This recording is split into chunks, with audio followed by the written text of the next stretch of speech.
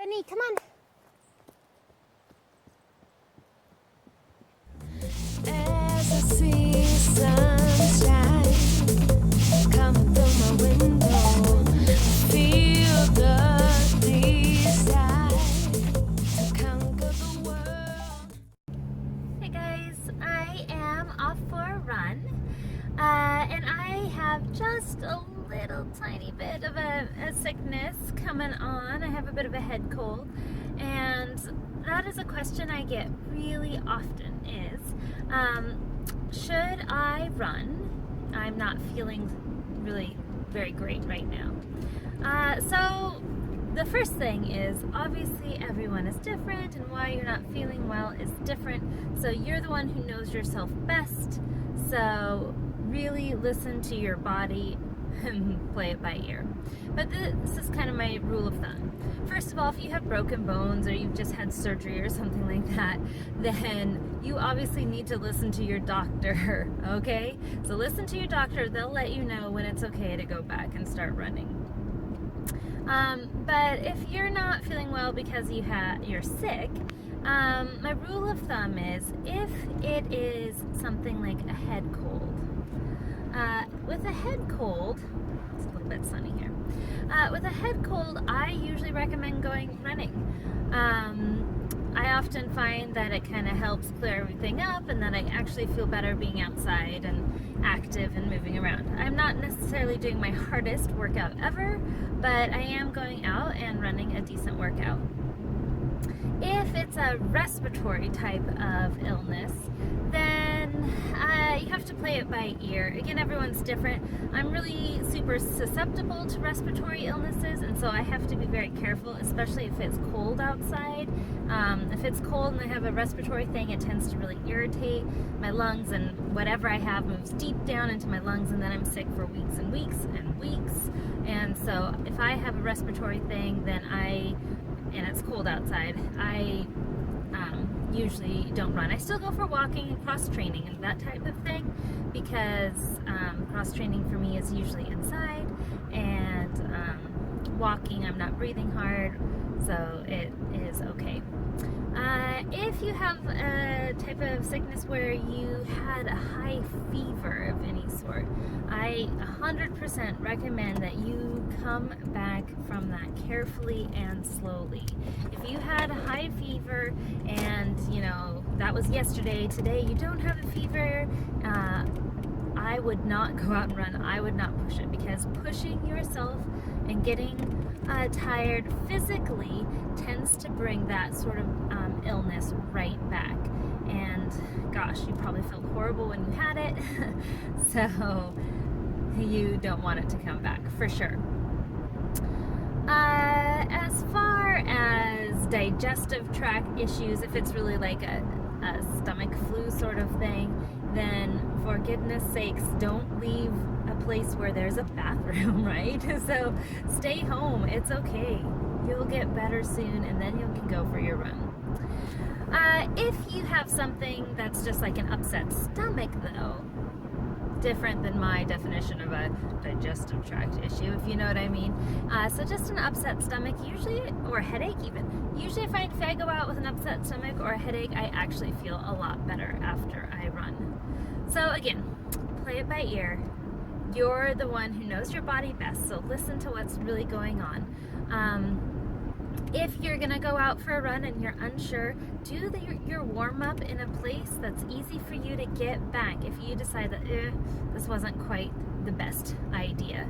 So don't go out on like an out and back run in the woods by yourself that's 20 miles long, and if you get 3 miles into it, you're like, no, this isn't gonna work out for me. Okay? Stay close to home. Do that, warm up. Make sure you really feel okay, and then, by all means, go ahead and head on out. All right. I'll see you in a bit. Bye. Alrighty guys, I am here. I'm gonna stop saying alrighty guys at the beginning of every segment, I promise. So, I am here at the logging road I'd like to go running on, and I'm expecting to have it to myself because the Seahawks game is on, and so I'm sure everyone is at home glued to their TVs now that Cam is back in action, and we should be having an awesome game to be watching. Alright, let's go run.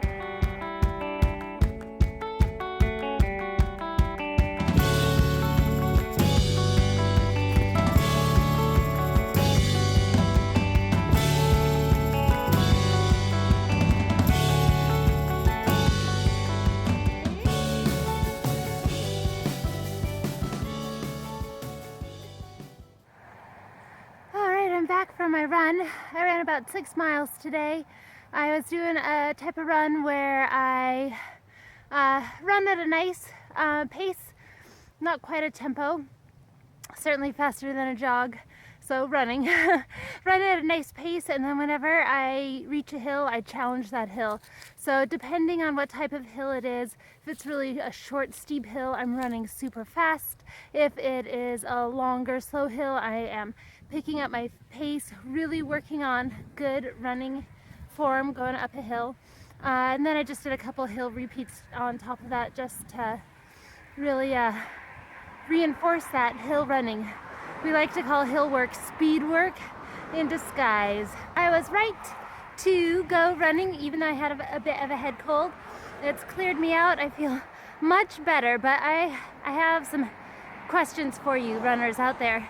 What do you think is like the cleanest, most hygienic, non-gross way to deal with a runny nose while you're running? I've seen lots of different ways people handle that, and some of it is downright disgusting. So anyways, what do you guys think? How do you deal with a runny nose? Leave a comment down below. All right, bye guys, I love you, and I'll see you soon. All right, we're down here at the Hands Grill. We're getting ready for our super moon and solar eclipse. Aaron is using Google Sky to help figure out where our moon's gonna be. So there's where rising right there. It's actually already come up, but it's still behind our ridge, so we can't see it yet. So we're having a little snack, and we're gonna go out and see it when it comes up above the horizon. So here we are. Our food has come. I picked up a half order of their appetizers of the French dip slider. Amy, here's Amy. Amy is having an apple core. After we have this, we think the moon will be visible, and we're gonna go out and check out the moon. So, but this looks yummy. Here is our super blood moon with the eclipse happening. Yesterday the moon was super bright, and today it is not bright, obviously because there's an eclipse going on. Well, this camera isn't capturing it very well. This is looking just like a little tiny speck in the sky, but the moon is getting darker. So you can see the eclipse is happening.